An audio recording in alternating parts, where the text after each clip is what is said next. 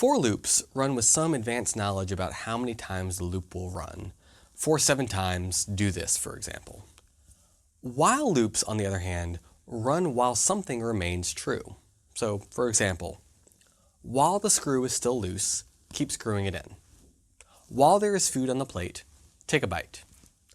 While there are still emails in your inbox, read the next one. While there are still items on your grocery list, get the next one.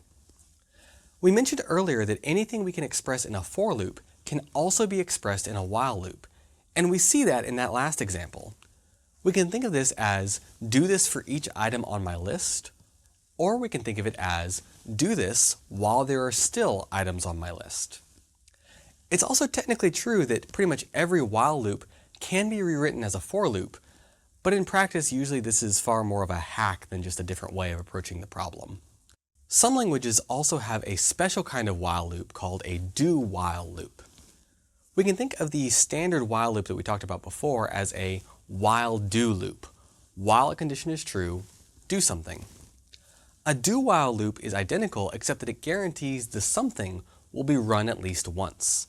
It does it before checking the condition the first time. Notice also, while loops are heavily dependent on logical expressions, just like conditionals were. Just as we filled a conditional with a logical expression to decide whether to run its code block, so also we fill a while loop with a logical expression to decide whether to keep repeating its code block.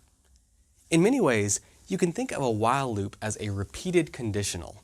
It repeats until the condition is no longer true.